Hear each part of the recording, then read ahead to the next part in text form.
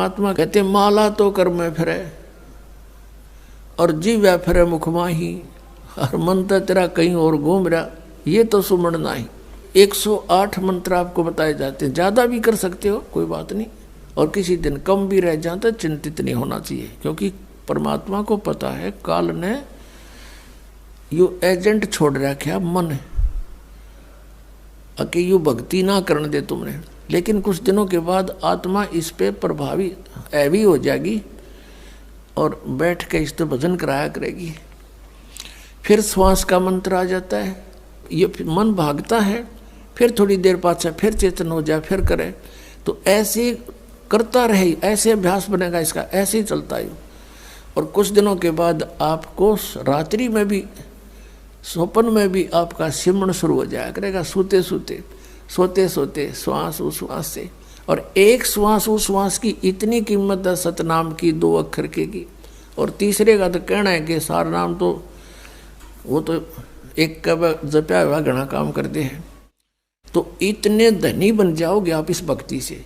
ये भक्ति और फिर आशा, आशा यहाँ के नहीं रखा, जरा अंत में आपकी इच्छा, किसी बेटे या बेटी में, कार या कोठी में, पोते या पोती में, किसी प्रकार देवता या देवती में, किसी भी सतीथि में।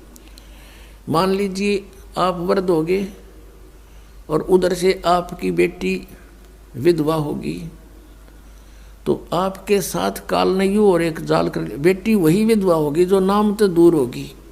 अगर बेटी भी नाम ले रही होगी तो नहीं हो सकती उकचुक, गारंटीड बात है। और ऐसा हो जाता है तो फिर आपके मन में काल पैदा करेगा प्रेरणा, बता क्या होगा बेटी का, क्या होगा बेटी का। वह बेटी महात्मा रह जाएगी, फिर वहीं की से पशु बनकर वहीं फिर हल खींच रहा होगा। एक किसान था, परमात्मा की आत्मा था, कहते हैं जो जन मेरी शरण है। पुणात्मा आप समझोगे, क्योंकि बालक नहीं बुद्धिमान समाज है आज मानो।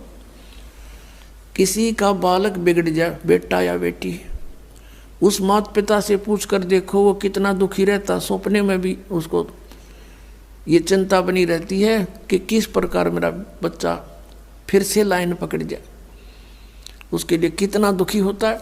और हम उस परम पिता के बच्चे, उसी के बेटा बेटी हम, और वो हमारे, हम कितने बिगड़ के यहाँ आगे इस काल का फंस गए। अब ये हमारी रेल बना रहा है सबकी, ब्रांड मट्टी के रखी यहाँ पर, ले लिए टिंडिया हमने इसके साथ आकर के। लेकिन वो कहते हैं ना माता पिता बुरे नहीं हो सकते, बेटा बेटी वैसे 100 गलती करते हैं। अब उसी विधान से वो हमारा पीछे फिर रहा है।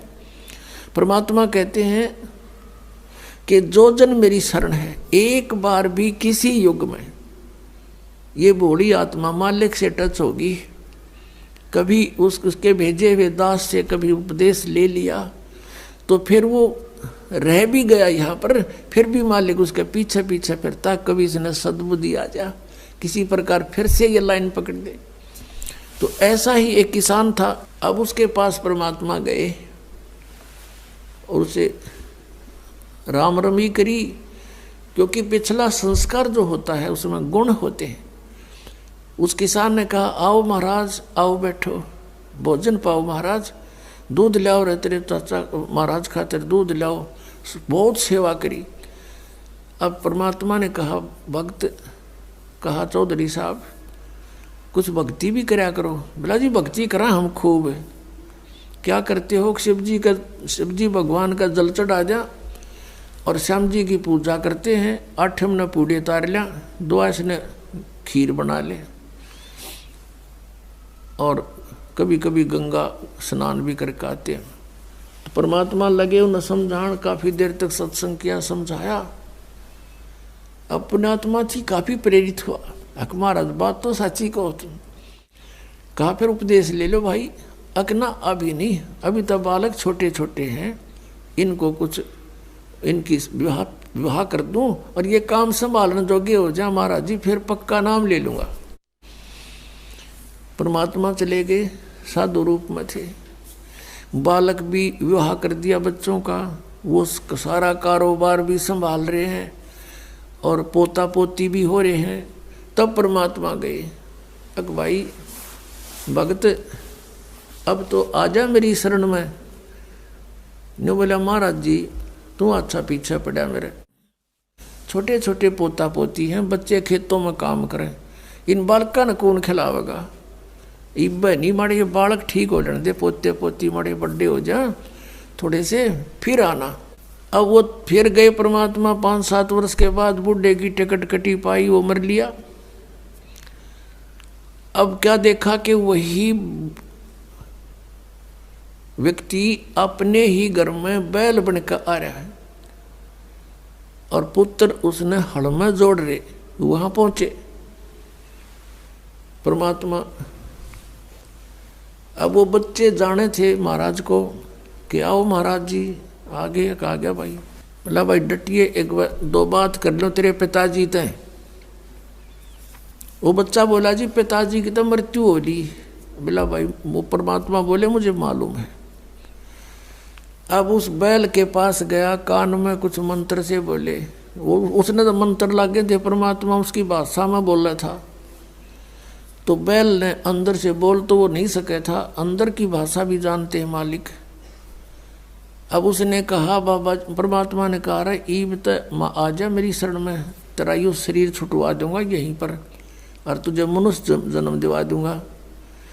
तो नो कह महाराज जी तू जा अपना काम करे। अब मेरी जगह पे कोई और बैल आ गया और काम ठीक ना करेगा तो मेरे बड़का का टोटा नहीं हो जाएगा। अब परमात्मा चले गए, भाई ठीक है। कुछ दिनों के बाद क्या हो गया कि वो बैल वाला शरीर भी छूटना ही था, कभी ना कभी मृत्यु होगी। फिर वो बन गया सर्प।